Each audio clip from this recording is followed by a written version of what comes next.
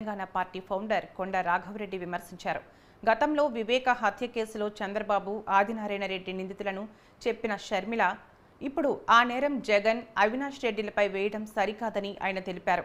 రాహుల్ గాంధీని ప్రధానమంత్రి చేయాలని షర్మిల చెప్పడం హాస్యాస్పదంగా ఉందని రాఘవరెడ్డి అన్నారు.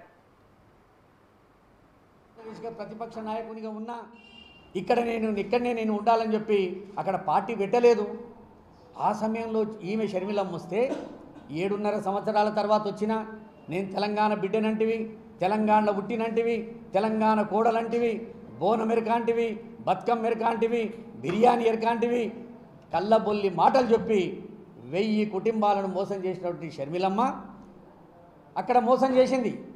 24 గంటల ముందు కూడా తెలంగాణలో ఎన్నికలు జరుగుతుంటే 24 గంటల ముందు కూడా ఇంకా మనం నిలబడుతున్నాం, 119 నిలబడుతున్నాం, మీరు అప్లికేషన్లు పెట్టుండి మీకు నేను సీట్లు ఇస్తా అని మోసం చేసి అక్కడ మా తెలంగాణ ప్రజలను, తెలంగాణలో ఒక 1000 కుటుంబాలను నట్టేట ముంచి మేము అప్పుడు కూడా బాధపడలే. సరే షర్మిలమ్మ గారికి చేతనైతే లేదు, ఈమె పార్టీని మూసేసుకుంటుందేమో అనుకున్నాం.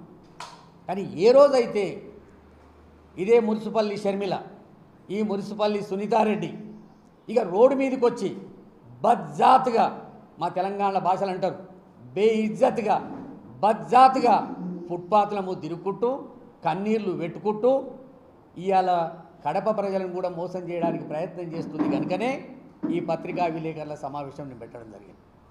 ఆంధ్రప్రదేశ్గా ప్రతిపక్ష నాయకునిగా ఉన్న